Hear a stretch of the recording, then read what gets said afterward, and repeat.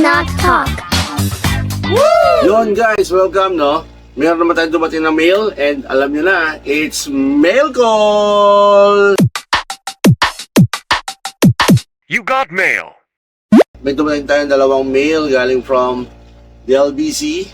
Dito nagpapadala pag medyo malayo yung destination kasi mura sa kanila kasi meron silang mga promo na mga COPs, tinatawag na ganyan. So pag COP, isipin lang cash on pickup, kunin mo yung product sa kanila, no? Sa branch nila malapit sa inyo and then doon mo babayaran yung item or plus the shipping. Or kung gusto mo yung shipping lang, doon babayaran. So usually pa nagpapa-COP tayo, no? Yung mga sellers natin, ang ginagawa nila, binababayaran muna and then yung shipping cost is babayaran natin doon sa LBC. O iba naman, pumapayag din naman, iba na item babayaran doon sa LBC para mas safer nga naman sa mga bumibili kung sakaling bogus yung buyer. Pero usually, mga kinukuha naman natin ng mga items right now is mga kilala na sa mga community kaya okay lang na kahit bayaran mo natin before nila yan, no, i-ship, no, ng yung shipping fee is babayaran na lang natin, no. So, in part of the nagpadala ng COP, tinatawag COP is babayaran mo nila yon, no, yung shipping muna doon and then pag nabayaran mo, pick up mo na, marireimburse mo sa kanila. Okay, so yun yung COP na tao sa LBC. Sikat-sikat na ngayon ginagamit ng mga collectors. Kagaya ko, panigpapadala ng products. No? Sa mga item, nakuha natin ating cutter. Item from the fire sale, I think. Marami silang pinost around 300 to 400 items. Usually pangko pop.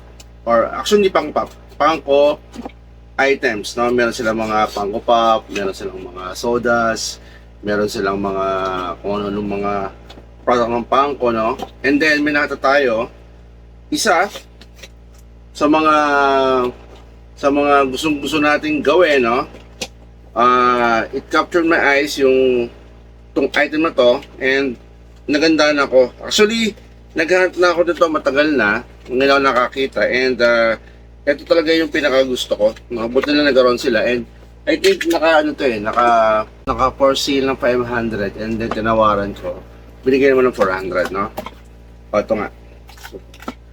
Ito yun. So, ang galing na ginawa, no? So, para hindi ma-damage, tinape niya yung bottle doon sa box para hindi ko maalog, no? So, less damage. So, ito yung ano natin? Sealed! Nosferatu na pang soda. Medyo may tumanap sa atin to kasi medyo rare na to. So, sealed to. So, isama na doon sa bottle namin ni Iya pag uwi niya galing from vacation. Kasi umuwi si Iya from, umuwi sa Mindoro na parang vacation. Ito yung Nosferatu. So, I think ang JC Toys, wala namang pagkakaiba doon sa regular. Pero, I think black and white yung case niya and then nag-glow yung eyes. So, ito yung first mail natin. Lagyan natin dito. So, we have around 12 no? 12 soda to battle with Iya, no? Ay no, mali. 14 kasi 6 is 14. Kasi tong Neo Spider-Man Neo, inopen natin ito ng last video natin. Okay? So we have nakuha natin common. And now, nga pala, shoutout nga pala sa nagbenta sa atin nito, no? So sa parcel nila, napakamura nung binigay nilang to is nakuha kasi 400 pesos to. Si La Boswell Chan, okay? Siya yung nagbenta sa akin ito. So kung magpapabounce kayo kay Boss Well Chan, so hindi na kailangan to. Tungkol itong video to, legit na seller siya. Okay? And then, may nakita pa tayo isang parcel. Nasa ano ako nito, I think nasa Davao pa ba ako to or paalis ako, no? Ito yung nakuha natin. Galing naman to kay Sir JP Flores, no? Isa rin siya sa mga kita ko maraming ibenta ng mga items at yung binibenta niya is talagang reasonable price at magaganda yung price binibigay niya. Okay, so I think, eto nakuha ko to ng auction, no? In-auction niya to, and nag-bid ako, and luckily, no? Tayo yung nanalo sa bidding, no? Parang ganito nangyari. I think meron ako nito, pero nag-try kasi akong yung mag-bid din, kasi medyo mura pa yung mga bid, no? Lumalaban. Tapos, nag-bid ako, I think, nasa less than 400 ba? Binig ko, or 300 lang, no? And actually, alam ko hindi siya mananalo kasi para sa item na to, yung 300 is napaka baba. But, no, nagulat ako piniem niya ako, and then ako rin nanalo sa bid. So technically, wala nag-outbid sa atin. So yung item is, again, parang kailangan Nosferatu, no? Maganda yung pagkaka-box. So talagang hindi gagalaw. And meron pa siyang bubble wrap. Okay? Plus bubble wrap, plus the protector, no? Kaya safe na safe yung item natin, no? Kahit i-ship at umalog-alog, walang mangyayari kasi naka-stay yung item doon sa box at naka-bubble wrap pa siya. Okay? So, tingnan natin. I think meron tayo nito. Magiging doble ko na to. And in the future, yung ganito natin, no? Yung gantong version, yung ganito mismo natin is i-open natin for unboxing. Pero ito kasi, pwede ko siyang ipasell or ibenta sa mga naghahanap ng ganito na hindi makakita, walang access sa mga Facebook or nahihirapan o ayaw maghanap sa online. So ito ito siya. Oh, well, boss protector pala, boss prot. Yung boss prot pa lang guys, pag bumili ka ng bago 50 pesos, no? So lumalabas. The item, ito, nabili ko yung akin ito, yung unang labas nito. Kasi pag collection ko, unang labas binibili ko. This long shot, I think meron ko niyan. Ito. No? Si long shot, nakuha ko yan 650. Pero nakuha ko siya ng 300 plus the boss protector niya is around 50 pesos. So, great deal to. So, Sir GP Flores, maraming salamat. Again, kung magpapa-shoutout kay Sir, hindi na kailangan kasi legit ito. Ayan, no? So, marami siyang pop, no?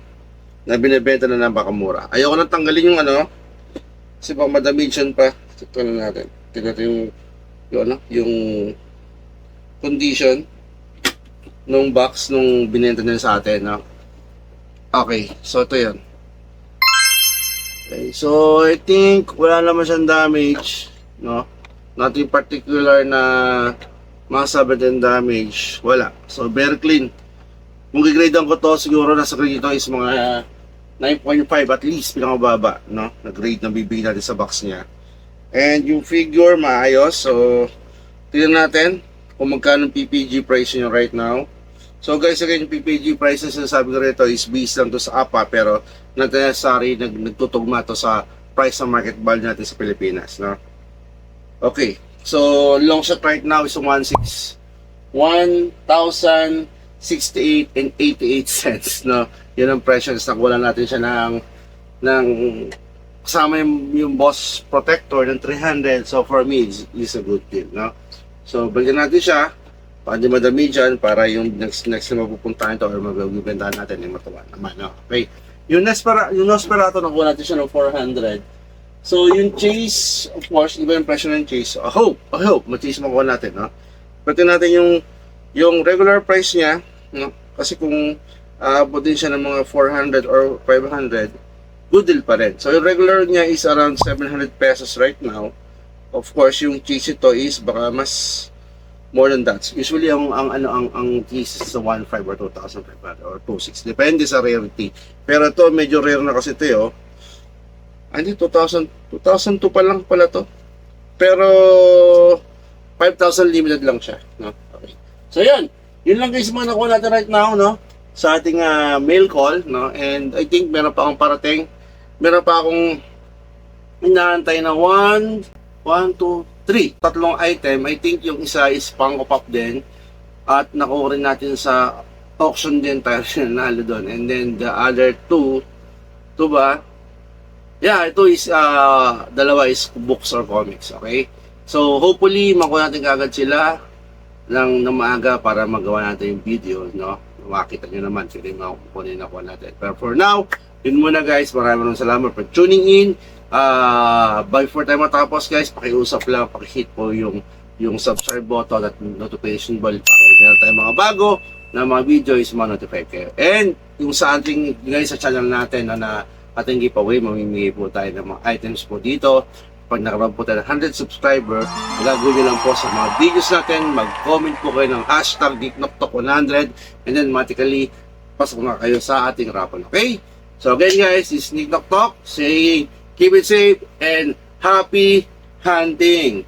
Bye guys! Nick Knock Talk.